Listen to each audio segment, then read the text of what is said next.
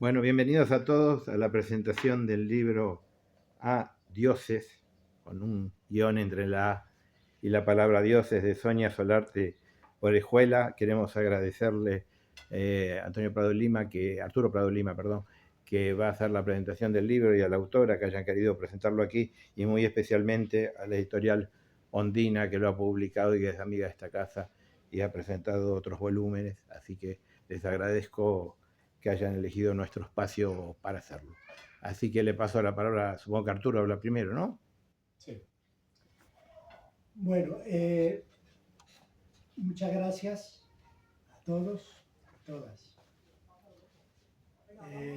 Conozco a Sonia hace mucho tiempo, muchos años, y siempre nos hemos encontrado en estas lides de escribir, de tratar de escudriñar el mundo, de transformarlo en letras, de transformar las emociones en renglones, en versos, y ese ha sido nuestro oficio principal, en el caso mío, también creo que de Sonia, esa actividad de pensar y de transformar esas emociones en versos.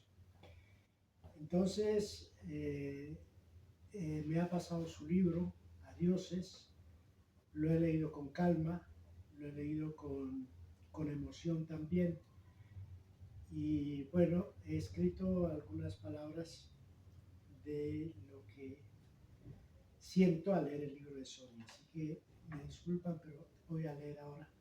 Es que si no lo escribo me explayo demasiado y no encuentro una orilla. ¿Sí? Sí, sí, me voy para adelante. Bueno, entonces, Adioses de Sonia Solarte Orejuela.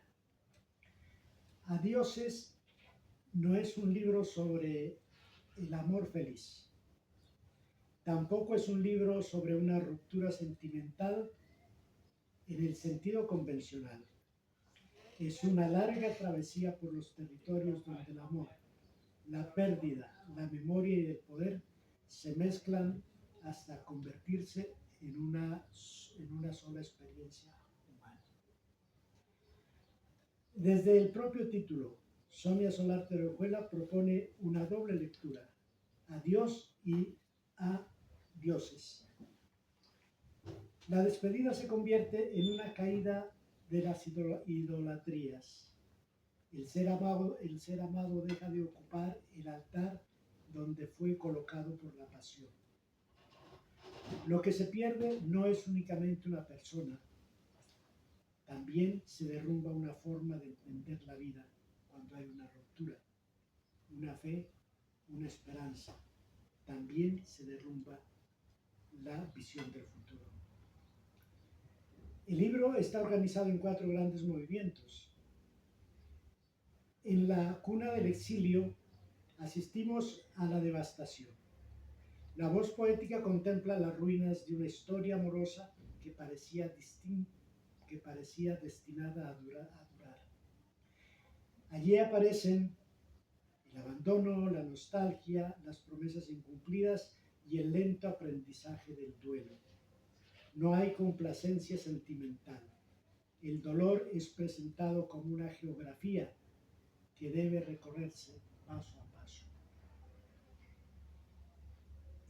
A espaldas del tiempo, la memoria adquiere protagonismo. El amor ya no es únicamente una herida, se convierte también en un espacio de celebración de la pasión vivida. El cuerpo, el deseo, la intimidad y la comunión entre dos seres aparecen como una experiencia casi sagrada. La autora explora la sensibilidad con intensidad verbal y con una notable capacidad de convertir las emociones en imágenes poéticas. La tercera parte, Consagración del retorno, introduce un elemento inesperado: la esperanza. Después del exilio sentimental surge la posibilidad del regreso.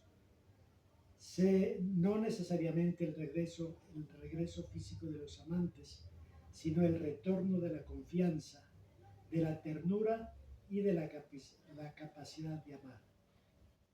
Es la sección donde el libro alcanza uno de sus mayores niveles de profundidad emocional, porque la autora entiende que el amor verdadero no consiste en poseer, sino en comprender las heridas del otro.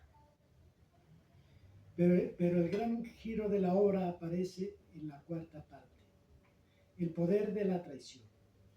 Aquí el libro abandona la dimensión exclusivamente íntima para entrar en un territorio alegórico. Surgen figuras como la reina, el amante, el poder, los poetas y también el pueblo. La historia sentimental se transforma en una reflexión sobre la dominación, la obediencia, la violencia, la culpa y la libertad. Lo que parecía un libro de amor termina dialogando con asuntos éticos y políticos de enorme alcance. Uno de los mayores méritos de Adioses reside precisamente en esa capacidad de desplazarse entre distintos registros, en un libro amoroso, pero también filosófico, en un libro íntimo, pero también a la vez colectivo. Habla de una pareja, pero termina hablando de las relaciones entre los seres humanos y los sistemas de poder que los gobiernan. La poesía de Sonia Solarte, Orejuela, se apoya en una imagen abundante: fuego, agua, viento, desiertos, pájaros, raíces, lunas, jardines, espejos y mares. Son símbolos que aparecen una y otra vez para continuar una cartografía emocional coherente. La autora demuestra una voz madura, consciente de sus recursos y fiel a una búsqueda poética sostenida durante muchos años. Al cerrar el libro queda una impresión poderosa. Los adioses no son únicamente finales, también los adioses son puertas. Cada pérdida obliga a reconstruir una identidad nueva. Cada pérdida obliga a reconstruir una identidad nueva. Cada derrumbe exige descubrir qué permanece en pie cuando desaparece aquello que parecía que no desaparece. Bueno, en ese punto, Adioses trasciende la experiencia individual y se convierte en una reflexión sobre la condición humana. Esta es la reflexión que tengo última sobre el libro de Sonia, y bueno, al final quiero darle la palabra porque tengo unas preguntas para ella y luego los que quieran preguntar también, claro. Sonia.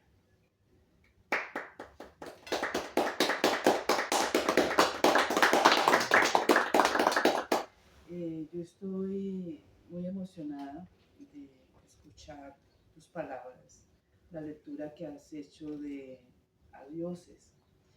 Esta es la segunda reseña que tú escribes de Adioses. La primera me la entregaste recién editado el libro, y veo cómo sigues escarbando y sigues encontrando matices para hacerla ante el público, ante los lectores, para hacerla más habitable, ¿no? Como para que la inmersión en estas historias, porque en el fondo ahí hay unas historias, son unas experiencias amorosas donde se trata de trascender el vínculo o las dificultades que hay en los vínculos amorosos, a través de un cuestionamiento del propio ser, ¿no? de cómo se ubica el amante y la amante en, en estos juegos de la pasión y del deseo y del amor más intenso, porque aquí está, yo pienso que he tomado puntos de lo que te oí mencionar, ¿no? Y se tiende a idolatrizar el amor. cuando amamos a alguien. Yo recuerdo y he escuchado muchas veces tanto mujeres como hombres decir, es que yo lo adoro, yo la adoro. ¿No? Y cuando hablamos de adorar, ya estamos pasando al nivel de construir. En ese momento le quitas la A y lo dejas como un Dios. Construyes un altar. Exactamente. Y desde allí empiezan las expectativas. O sea, si yo ya he construido en ese otro ser la idea de que voy a alcanzar lo inalcanzable, voy a alcanzar las cumbres más altas del placer y de la plenitud humana a través de esa relación, es muy posible que poco después cuando empiecen los desgarramientos, cuando empiezan los sinsentidos también que aparecen en las relaciones a nivel de esa necesidad de poseer al otro, porque eso es un sinsentido también, ¿no? Desde esa perspectiva empiezan esos desgarramientos a mostrarle al ser que idolatra, al ser que está en ese trance de idolatrar, empieza a sentir el desengaño, ¿no? Eh, no me completa, no, esa completud ya no alcanza. Y ese es un problema que me parece que está inmerso en las relaciones de pareja, en muchas relaciones de pareja. Yo he querido relatar a través de mi propia experiencia, reflejar temas que considero están muy presentes dentro del marco de las rupturas amorosas. Cómo se viven estas rupturas, de que no podemos olvidar que mucha gente llega al suicidio, ¿no? Si ha habido motivos de suicidio en toda la historia y en la literatura, ha sido una pérdida amorosa de estos niveles justamente, ¿no? Cuando el ídolo, que era de barro y de carne, de pronto se va desvaneciendo, entonces, ¿qué queda? ¿Cómo queda ese vínculo? Y yo he tratado de proponer de alguna manera una visión de todo ese proceso, tratando de que no se convierta en una experiencia de la culpa, de, de las revanchas, de me faltaste, me fallaste y ahora yo te cobro esto de una manera. No, es como viviéndolo desde la perspectiva de la transformación, porque todas esas experiencias también nos transforman y nos pueden transformar en el sentido de encontrarnos cada vez más en unas posiciones de libertad interior, la libertad que yo me doy de amar al otro sin que el otro tenga que completar todas las expectativas como el ídolo que yo he construido, o que inclusive eh, nos, eh, nos sentimos presionados a construir. Es como una construcción del otro en la relación del amor. Y, y si yo lo estoy construyendo desde las carencias, desde lo que yo siento que necesita el otro ser para yo poder hacer los ritos al ídolo, ¿no? Entonces, estas son cosas que ocurren con gran frecuencia y que son producto también de toda una cultura, de una forma de mirar las relaciones de pareja que vienen de siempre, ¿no? Cuando nos hablan nosotros de la media naranja, ¿no?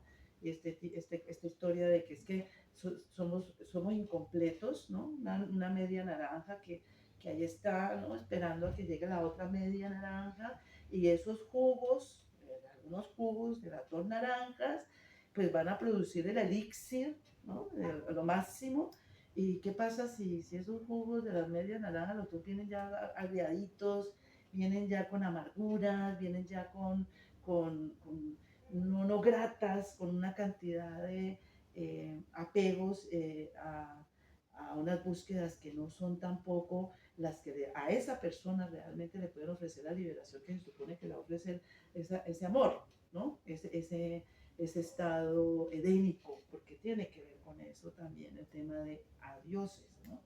Eh, Primero se encontraron y se descubrieron que eran uno y que divino, pero después dieron cuenta, uy, no, pero estamos desnudos, ya, y yo ando desnudo, tú andas desnuda, ¿y qué hacemos con nuestras desnudeces, no? Con todo esto que no, que todavía no capto en mí, no comprendo en mí, y espero que el otro me resuelva. Eh, yo pienso que esta obra tiene que ver con profundizar en esas experiencias de duelo desde una perspectiva que me permita y le permita a las personas que están en ese trance salir con una visión de lo vivido tuvo sentido. Eh, todos esos momentos de plenitud, porque allí hay muchos, se muestra que ha habido esa plenitud, que eso, pues, eso era el camino, vivir estas experiencias y que inclusive en los momentos del duelo amoroso lo que se está es aprendiendo, ¿ves? Se está es madurando en el proceso de aprender a amar.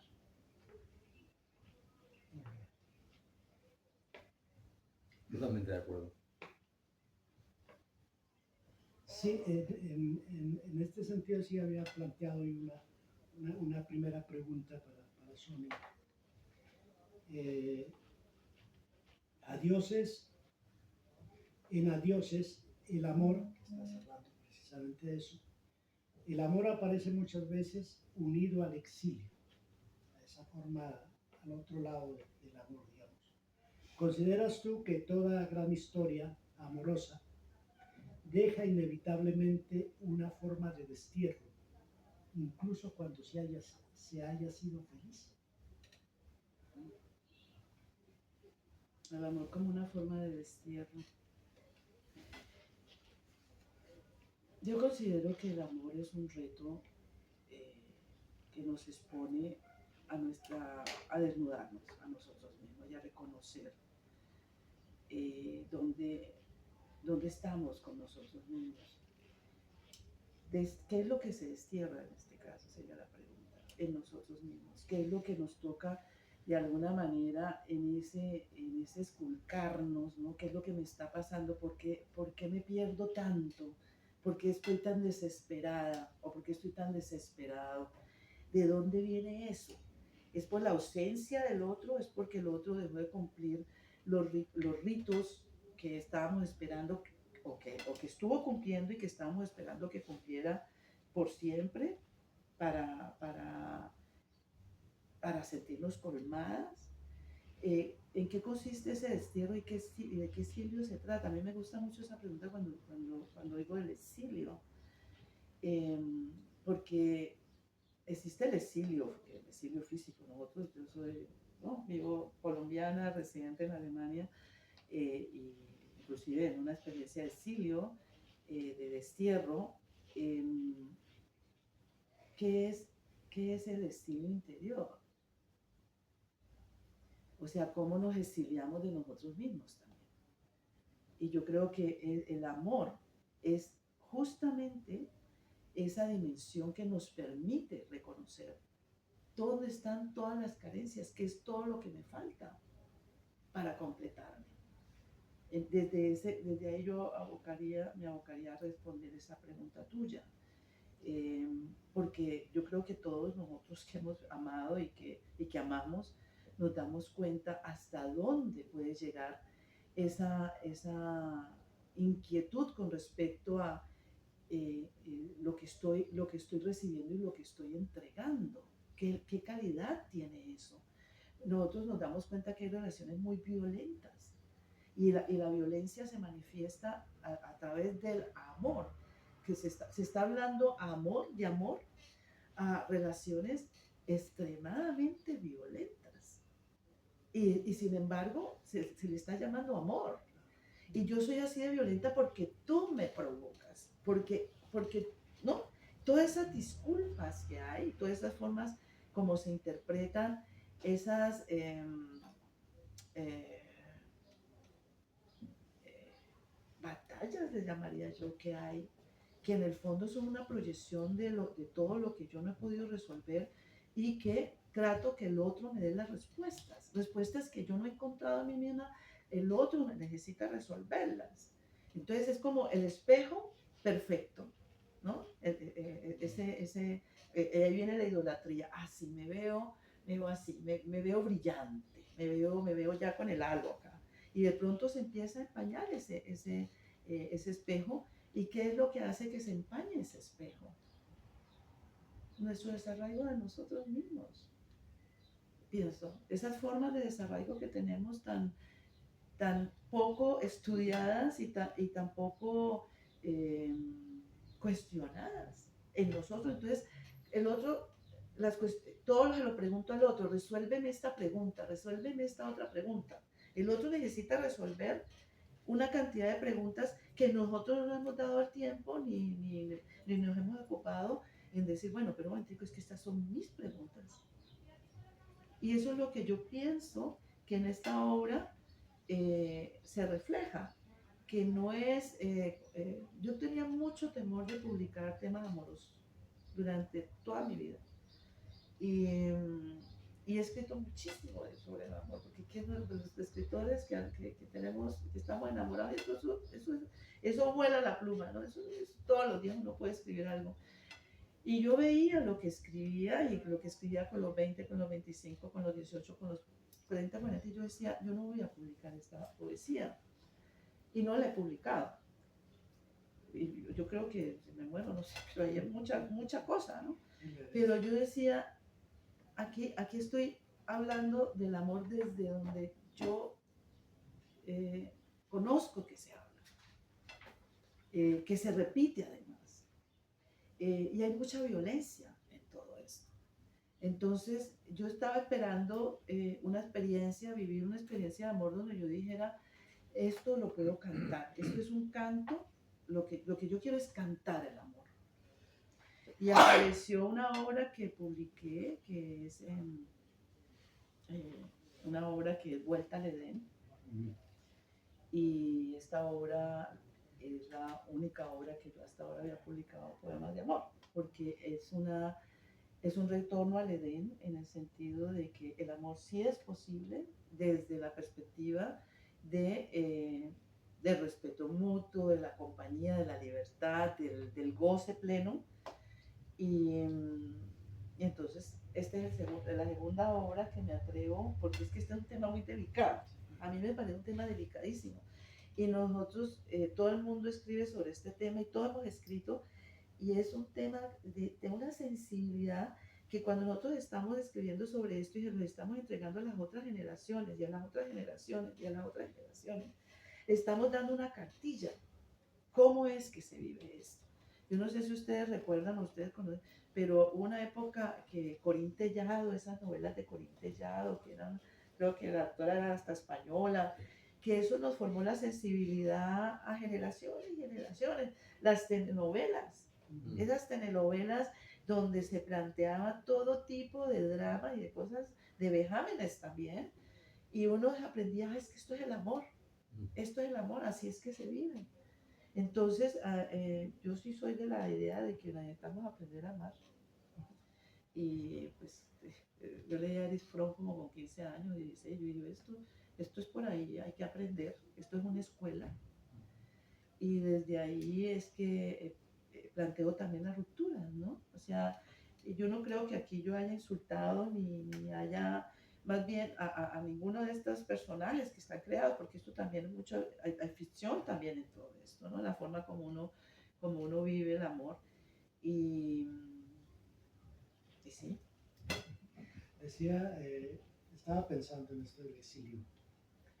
Y el exilio o el autoexilio conlleva una palabra hermana, ¿sí? Que es la clandestinidad, ¿sí? Dentro del amor, una persona que se destierra, entra a otro lugar y tiene lugar ese exilio.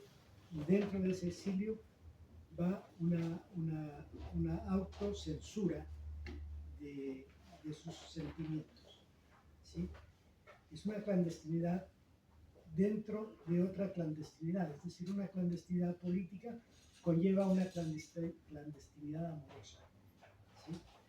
Y dentro de esas dos clandestinidades es donde veo yo el destierro por parte de la situación amorosa, el destierro de que se habla en este libro. Bueno, la segunda pregunta, si alguien de ustedes desea hacer una pregunta antes de lo mío. Pues mira, ¿no? Vale, entonces la segunda pregunta era, son tres preguntas, así que terminamos. La última parte del libro, ¿sí?, transforma la experiencia sentimental en una alegoría sobre el poder amor, la traición y los mecanismos de dominación. ¿En qué momento comprendiste tú que esa historia íntima necesitaba abrirse hacia una lectura política y social?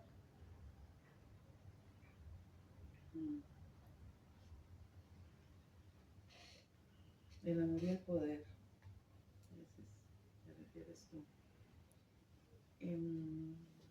Bueno, en el sentido, hablo más en el sentido de que en cierta forma nosotros llegamos a pensar, por ejemplo, que la soledad es un problema farmacéutico, ¿sí? De que el suicidio es un problema de cosas, que la cuestión del desarrollo personal es cuestión de querer uno, ¿no? Es la autoayuda, es el ser se vuelve autosuficiente de acuerdo a unas reglas que se imponen. ¿Sí?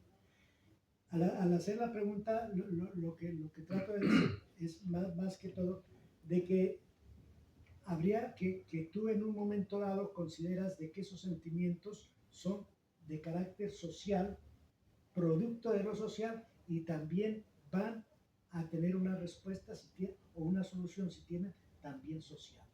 Es decir, no partir de lo individual y dar un problema, una solución individual, sino que el problema es social y la respuesta también es social. Y no es ninguna de esas. No es que la soledad es un producto farmacéutico, que, bueno, todo eso que sigue adelante. Es más o menos por ese lado. Pues yo asocio esto que tú me estás diciendo con la relación de los padres con los hijos. Me ocurre en este momento una asociación ahí. Y es que yo recuerdo que había, y que existe, me imagino todavía, esto de que cuando estás castigando al niño, a la niña, cuando le estás reprimiendo de una manera violenta, le está diciendo: yo te hago esto porque yo te amo. ¿No? Si estamos hablando del poder. Y eso fueron generaciones enteras, generaciones en que estuvo marcado el amor con el dolor, el amor con la humillación, el amor con el servilismo. Tú haces lo que yo digo y entonces yo te amo. Aquí se hace lo que yo digo y entonces yo te amo. Entonces, son formas de poder que estamos en el que el amor juega un papel. O sea, es un chantaje. Yo te quiero si tú te dejas someter,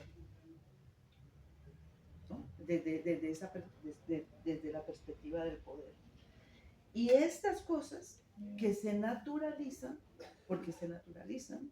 Yo recuerdo una vez en la universidad que había una discusión sobre este tema y cómo de qué manera se imponía la cultura, los modelos culturales, a partir de un chantaje a nivel de el amor. ¿Por qué? Porque es que todos necesitamos amor. El amor es el alimento fundamental para que nosotros estemos aquí, para crecer. Inclusive está demostrado que niños bebés pueden tener la leche, pueden tener calienticos y todo, y si están en un hospicio donde nadie los carga y nadie los quiere, se mueren. O sea, está claro, eso está investigadísimo. Entonces, esas formas que tenemos de imponer mi poder sobre el otro, el poder sobre el otro a través del chantaje emocional. ¿Qué es lo que ha hecho con generaciones y generaciones de nosotros? Entonces, esto tiene mucho que ver con las violencias sociales que nosotros vivimos, ¿no? La incapacidad de aceptar que el otro sea como es. Y que esa persona, ese ser, ese niño que no quiere en ese momento estar ahí quietico, juiciosito, o la niña, que lo que sea, al moverse y al expandirse también están entregando al mundo y a todos, y a esos padres y a esos adultos, están entregando de pronto el regalo que están necesitando los padres recibir. Desde esa perspectiva, nosotros se llega a las relaciones de pareja, ¿no? A las relaciones de amor, se llega con todo esto, con lo que ya recibimos, con todos los modelos que aprendimos. Porque esos modelos nosotros no los podemos cuestionar con 5 años, ni con 10, ni con 15, y mucha gente no los ha cuestionado nunca, ¿no? Entonces, se someten al otro y se sienten, ahora ya lo tengo sometido, ya la tengo sometida y ahora me siento empoderada, porque así era en mi casa, mi mamá sentía empoderada, o mi papá, o no sé, cuando pasaba esto. O aceptar las humillaciones, el otro papel, ¿no? Aceptar la humillación, aceptar el maltrato emocional. En este momento ni siquiera me refiero al maltrato físico, al maltrato emocional que está tan presente en las relaciones interpersonales y en muchas relaciones de pareja, del amor, ese juego entre el amor y el desamor, me quedo, no me quedo, sí, dame, cede un poquito aquí, entonces yo te muestro, o sea, qué doy, qué no doy, a partir de cómo conservo el poder, el escaso poder que uno piensa que si lo pierde, pues ya no tiene sentido la vida, ¿no? Genial, me parece bien. De todas formas, el libro hay que leerlo, hay que atravesarlo, ¿no? Atravesarlo.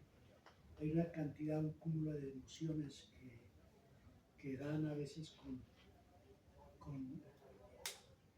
cosas muy concretas y que hay que descifrarlo. También la poesía. Este libro gusta mucho, o sea, este libro uno se deleita leyéndolo, porque, bueno, ustedes conocerán, Sonia también tiene una gran orquesta en Berlín y la música tiene mucho que ver con la poesía, demasiado. O sea, la musicalidad de algunos de esos versos es encantador y eso me acordaba yo de la orquesta y como gran caleña de las fuertes, pues aquí está también la música, aquí está la música. Y bueno, vamos con una última pregunta. Sí, hemos hablado de amor, de duelo, de clandestinidades, de exilios. Después de recorrer todos esos sentimientos, esas emociones, pasiones, nostalgias, retornos, ¿crees tú que Adioses es un libro de despedida o por el contrario, un libro de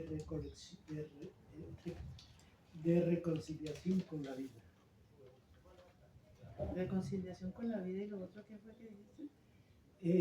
Un libro de despedida o de reconciliación con la vida.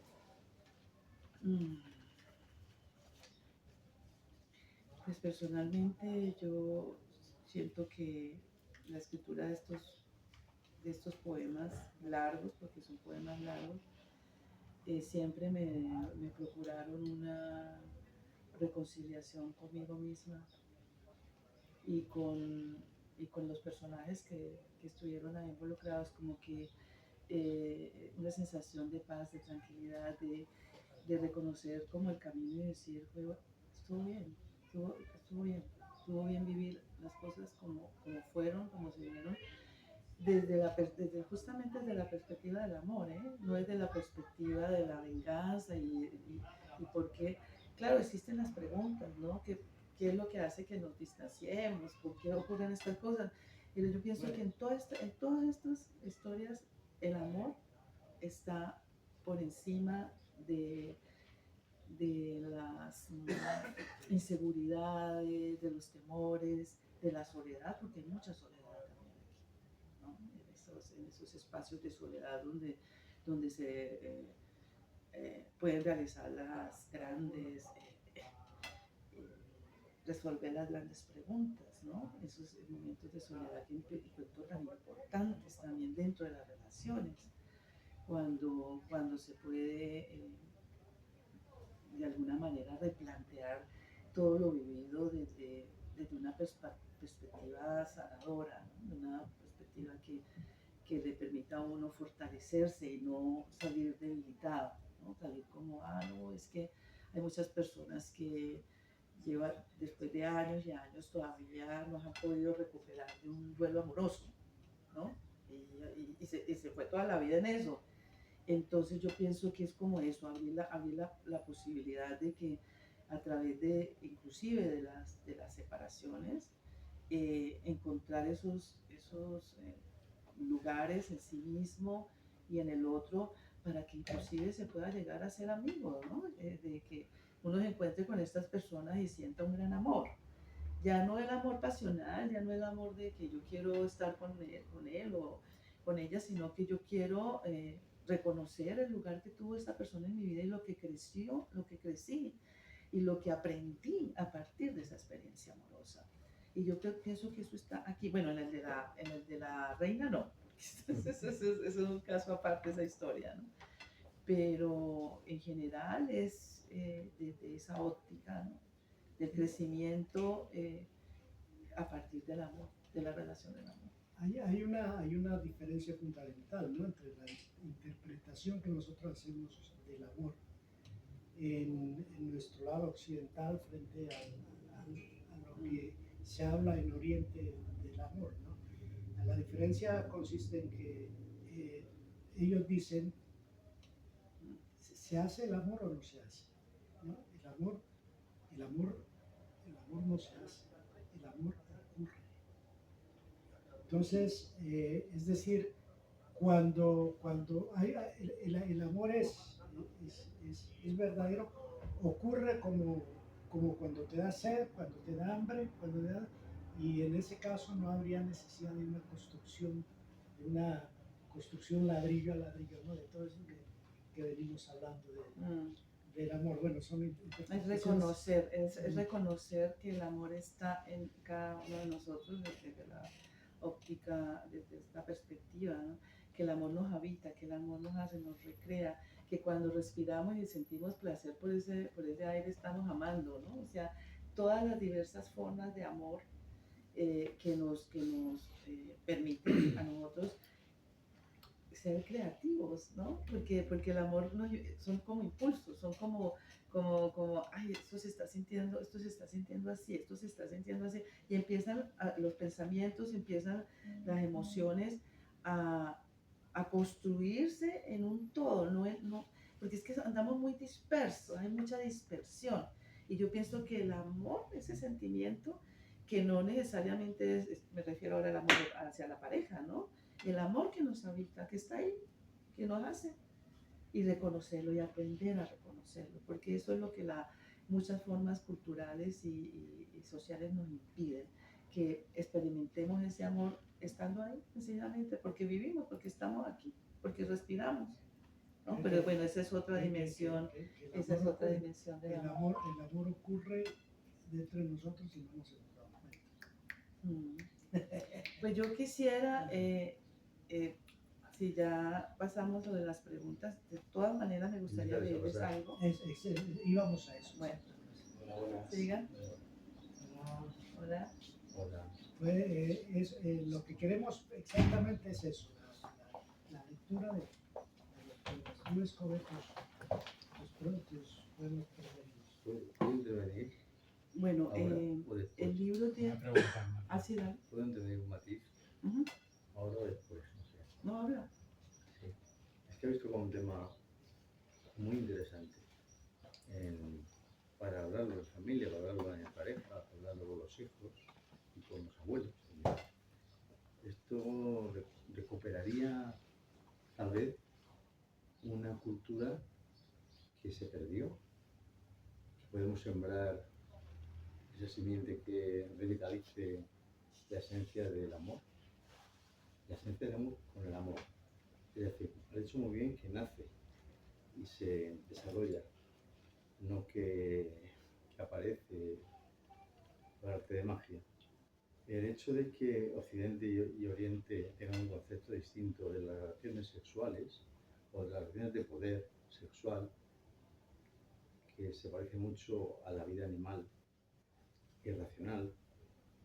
Tenemos herencias genéticas de los animales en el desarrollo humano. Hemos avanzado, hemos evolucionado, pero hemos heredado costumbres machistas, sobre todo, del macho sobre la hembra de los animales. No hay que ver cómo se comportan ellos y estamos viéndonos retratados, sobre todo con el simio. ¿No? Claro, hay más herencia ahí que en otro sitio.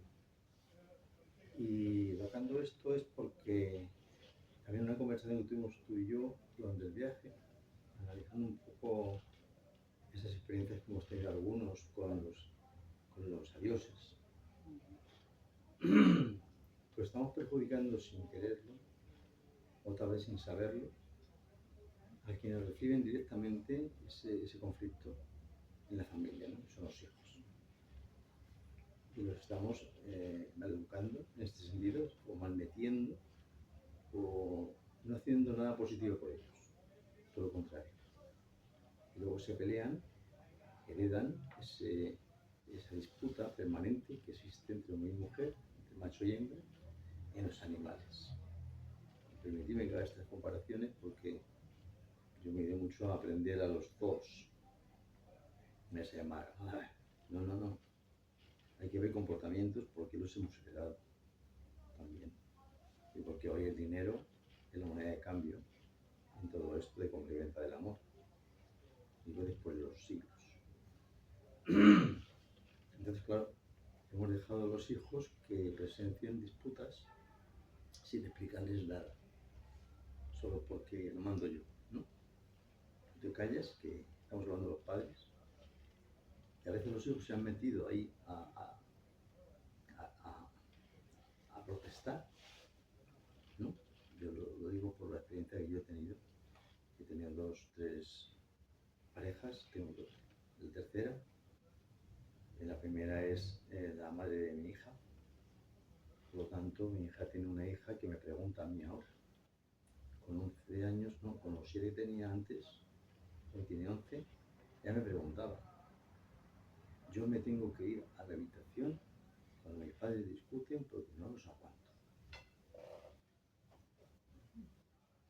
Y digo, eso le pasaba a tu madre también con la suya y conmigo. Y el que rompía la confrontación era yo. En ese caso, el macho. No es habitual. No es habitual. La madre sufre más esas disputas, esos conflictos en silencio, y eso es lo que lleva a que no se resuelvan los conflictos. Queden ahí y se hereden en los hijos o también en los nietos. Pero esta nieta que se enfrenta a este problema en su padre y su madre, que no es que sean violentos, sino que discuten, no son violentos físicamente como yo lo he sufrido de chico, que te digo palizas, solo por opinar en alguna cosa que no tengo explicación en esa edad, y se me manda a callar y no digas eso más, que te doy, que te he dado. Y ya no vuelves y anda, te den morcilla, padre mío. Incluso desearle la muerte a mi padre por esa violencia. Y ponerme al lado de mi madre, que es la sufridora, el saco de los golpes. El saco de los golpes tal cual. Y esa impotencia que tienes como niño y que no puedes resolverlo. Entonces, claro, eso es educación norte-sur.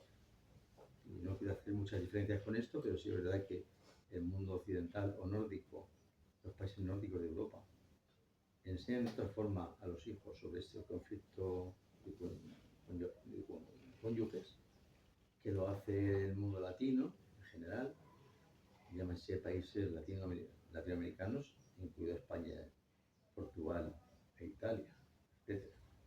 ¿No? Somos más violentos que el mundo occidental, el mundo nórdico, que plantea incluso la convivencia con los ex en conjunto, multifamiliar, ¿no? En el mundo latino se rompe las relaciones.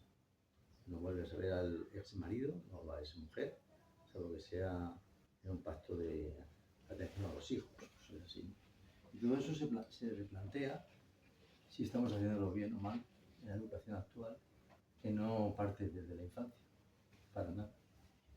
Desde la infancia no se plantea esto, se deja a un lado.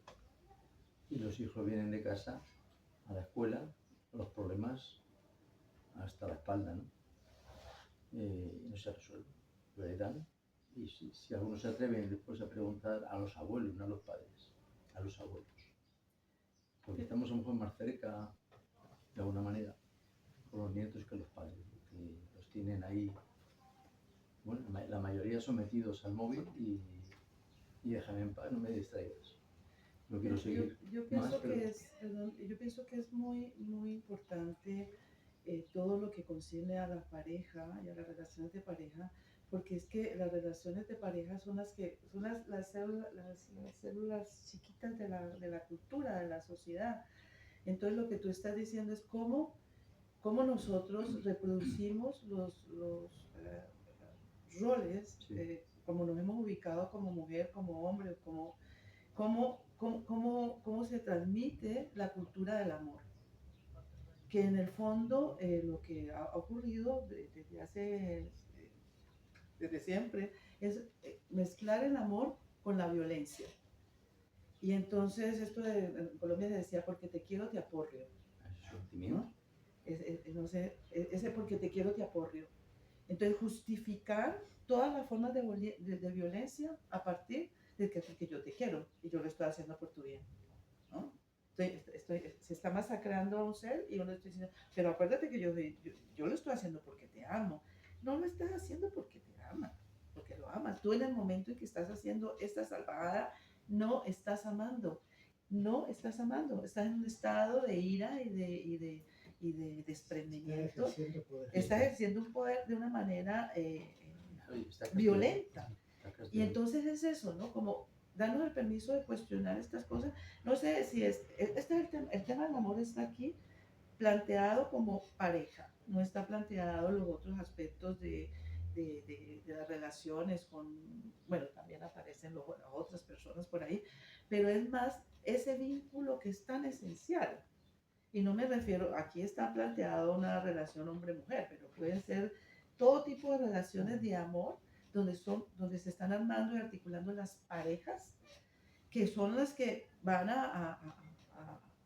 digamos, a impartir lecciones de amor, porque la gente está leyendo esas relaciones. Uno está leyendo qué pasa en esa relación. Todos leemos. Inclusive uno comenta, oye, pero mira que esto, ¿no? Estamos en eso. Estamos mirando qué le pasa a nuestros amigos, a nuestras amigas en las relaciones, y eso es un tema cotidiano prácticamente, un tema fundamental, ¿ya? Inclusive para la construcción de las redes sociales, de las redes familiares. Eso es esencial. Y entonces, ¿desde dónde hablamos de esto? Porque es que lo venimos hablando desde siempre como, es que es el malo, la buena, entre malo y bueno, y quién merece el castigo, y quién merece la pena, y quién tiene que pagar por eso, ¿no? Y quién tiene que, yo lo hago sufrir, y yo lo hago sufrir, y todas estas cosas. Una cantidad de broncas, de odios no superados, no trabajados, que muchas veces vienen heredados de las otras generaciones, por supuesto. Pero entonces no los trabajamos desde ahí. Y en las relaciones de amor estamos jugándonos nuestra propia integridad. Y cómo salimos de estas relaciones, así sean separaciones dolorosas, pero cómo salimos y decimos, bueno, yo aquí aprendí un montón de cosas. Ahora amo mejor. Ahora soy mejor persona. Desde esa perspectiva. Bueno, yo... Antes de que leas, sé que estás deseando leer, antes de que acabemos, dos comentarios. Bueno, está claro que el gran tema del libro es el amor. Además, no un amor habéis comentado, ligero, por así decir, sino un amor total, ¿no? Que se involucra no solamente en el sentido de que se involucra el cuerpo, el alma, el espíritu, la mente, en fin, todo. Pero una pregunta que me hago cuando leí el libro, que es, como no he leído los otros anteriores tuyos, no sé si sueles utilizar tantas metáforas como has utilizado en este, que está cargado de imágenes, está lleno de metáforas que son, en fin, maravillosas, ¿no? Y que te hacen trasladarte a otros sitios, trasladarte y ver unas alegorías y unas comparaciones. Y en otros de tus libros también utilizas mucho la metáfora, o es especialmente en este por algún motivo. Yo creo que aquí... ¿O crees que no utilizas tantas? No, yo Como a mí me pienso lo ha que el parecido. lenguaje se va construyendo y hay fases de maduración de ciertos procesos que se vienen gestando desde hace mucho tiempo. Yo creo que si ustedes conocieran mis otras obras o las leen, yo sí creo que el lenguaje se va transformando, pero hay cosas que se pueden reconocer. Maneras como de trabajar la imagen o de indagar en la imagen. Yo trato de que las imágenes no solamente porque sean bonitas, sino a mí me interesa mucho el contenido que hay detrás de las imágenes. Y como que eso, como que te toca desde esa perspectiva, porque uno, hay imágenes que ya te tocan de todas maneras porque es hermoso lo que te está mostrando, ¿no?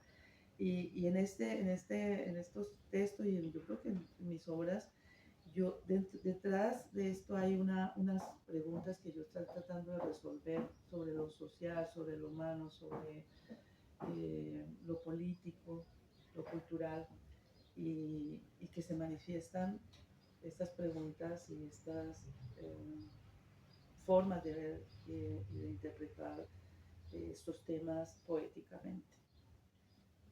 La poesía es la que produce esa transformación y es como que le entra uno más suavecito temas duros, ¿no? Cosas así. Muchas veces una imagen te conmueve y con esa ya quedó ahí adentro y se resuelve de otras maneras al interior de la persona que le abrió ese espacio, donde se posó. Es como una semillita, ¿no? Que tú la dejas allí, dejas una semilla y yo me voy y la semilla quedó ahí. Yo no sé qué va a pasar con esa semilla, pero algo va a pasar. También se puede morir, ¿no? Pero también puede ser que produzca flores, ¿no? Leeré, el resumen es que leeré tus obras anteriores para ver esas imágenes similares a esta. Entonces ahora sí escuchamos la poesía de Sonia. Pues yo les voy a leer el poema 2, el título A espaldas del tiempo, y tiene un epígrafe de Pedro Salinas. ¿Sabes lo que eres de mí? ¿Sabes tú el nombre? Preludio.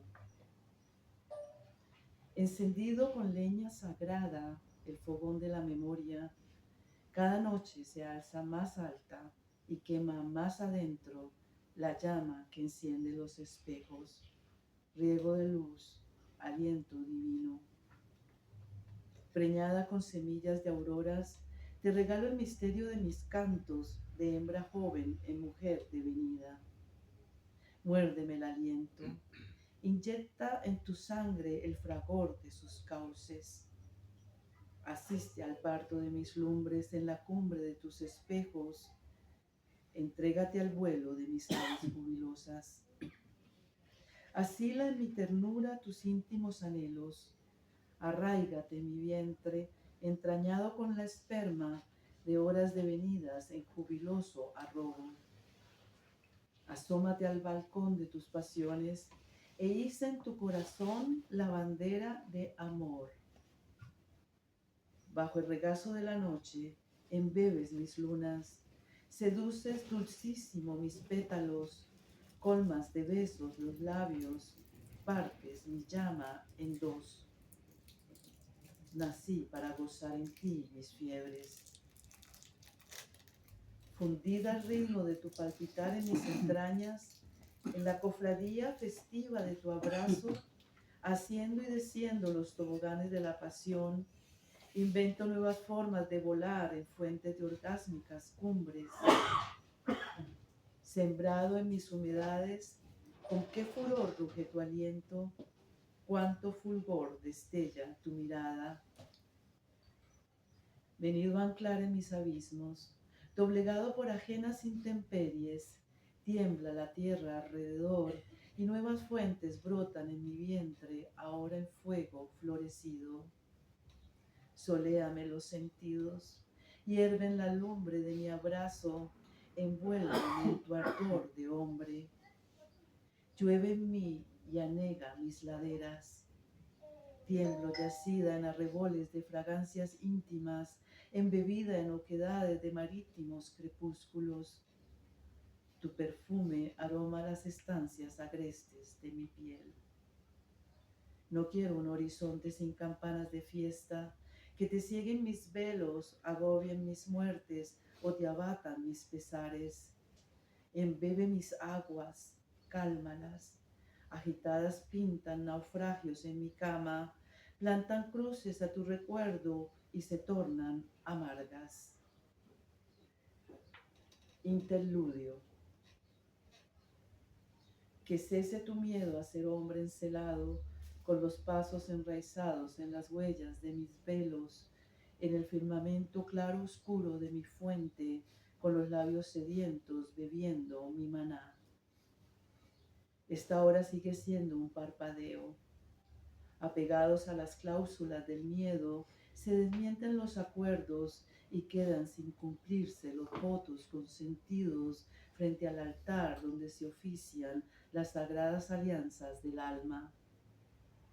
Fortalecidos los ritmos íntimos, encendidas las velas de mi conciencia, en los umbrales de mi sangre, recordaré y escribiré los cantos que escucho cuando duermo y olvido al despertar. Aunque huracanes abatan las carpas y revuelquen las colchas tendidas del exilio, no se quebrará mi voz, ni calcinarán rayos ciegos las huellas de tu andar en mis entrañas. Te ofrezco deshabitar los salones donde atempera el miedo. Aprendí a imprecar al viento, a rugir como mar en tus vertientes, a galopar con fiebre desnuda, arraigada a tus torrentes. Tatué lenta con la aguja de mis besos cada fibra de tu cuerpo. Amancé el grito que sofocaba las dulces melodías de tu corazón. Conquisté los territorios baldíos de tus sueños. No comprendías las señales que hurgaban tus misterios y ordenaban mis ausencias. Malentendías mi alfabeto de hiedra. En tierras de remembranzas, tus fantasmas descorrían a deshora el velo, revelaban los frutos amargos del pasado maduros en tus ramas. El aire olía a humo y sangre. Te ofrecí deshabitar los salones donde atempera el dolor, asilarte mi vida en una cima a salvo de los huracanes de la memoria, ahogar el miedo en mis espejos. Tu sonrisa iluminaba las desiertas calles de mis noches. Nómada en el desierto de mis raíces, abierta la ruta de la travesía, pactada en tus abismos, encalló mi marea en tu puerto sin banderas. Medimos los grados de nuestra pasión, prometiendo no volver nunca en ninguna otra estación a dejar de respirar el mismo aire y de saciar en la misma fuente la eterna sed del alma. Las aves mensajeras de amor migraron del horizonte donde aguardaba, perfumada con el incienso de las estrellas, vestida con hilos de luna y sol, tus señales de lumbre amanecida.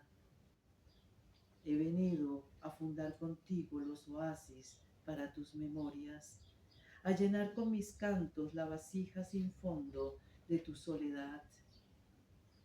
Temo que mi prisa por remendar nuestro pasado desilvane las trenzas de tus ilusiones y convierta la escarcha de la espera en polvo de tormentas.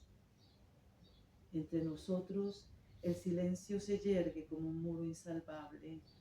Me pregunto qué punto no bordé en el tejido de ternuras, cuál palabra pronuncia a destiempo, cuál nube no corrí en tu cielo, cuál maleza crece entre los rieles de nuestras memorias. Sin más testigos para mi sed que las secas fuentes de un espejismo, sin más pan para mi hambre que el duro cáliz de la soledad, desde esta frontera del mundo arrojo en los volcanes del perdón las violentas cargas del pasado y los mantos que cubren mi inocencia. Y este poema tiene un postludio que me gustaría, para que vean, porque aquí hay un proceso, ¿no? Y el postludio pues es el acto final. Postludio. Bajo las escaleras del tedio, en pasajes secretos, convivo con efímeras agonías, trafico insomne con amuletos sin poder. Eres punto de partida y límite, pura sustancia inhabitable. Erguida sobre el primer escalofrío de la primavera, escucho aullar tu flaqueza, pobre heredad quimérica. Pierde sentido el devenir cansado de los instantes, el trajinar los desvelos cotidianos, detenerme a enhebrar la aguja de los consuelos, participar sonámbula en una procesión de lunas enlutadas. No te embelezan más mis cantos de sirena para escampar en sus melodías el fragor de algún tormento inconfesable. Jamás salva el actuar a ciegas de responder por las heridas infligidas. Relampaguean visiones sin cuna, como semillas sembradas en la vigilia del deseo, huérfanas buscando enraizarse en las sombras de los nombres. No existe un lugar donde posar el dolor no habitado por tu ausencia. Mi poder se deshace en trozos de fatigas despeñadas en el abismo de tu indiferencia. Mi destreza en apagar los incendios del corazón no alcanza a sofocar en mi cuerpo los estragos de una pasión que consume en su fuego todas mis memorias.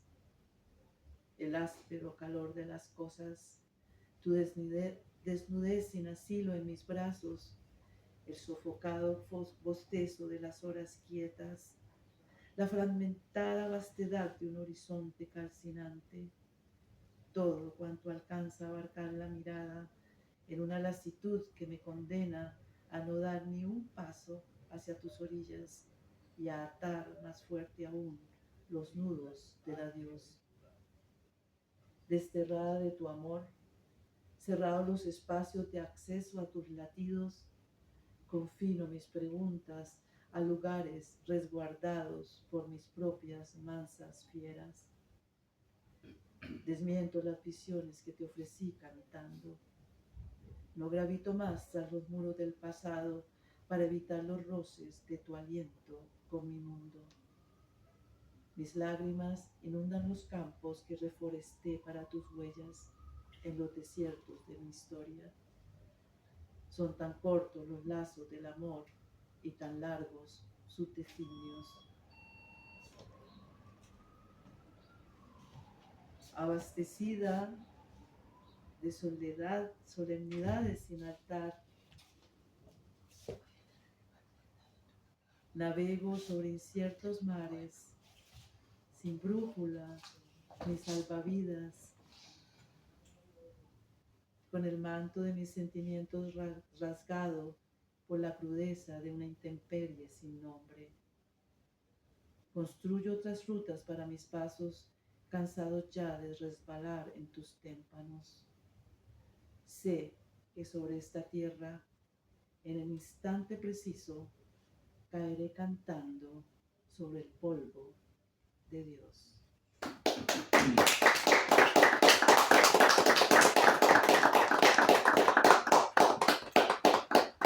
Gracias. Muchas gracias. Pues muy bien, esto ha sido todo. Despedimos, ¿no? el programita y la sesión y esta bonita presentación. Y hasta siempre. Bueno, muchas gracias. Y este hermoso encuentro. ¿Qué tal? Te doy.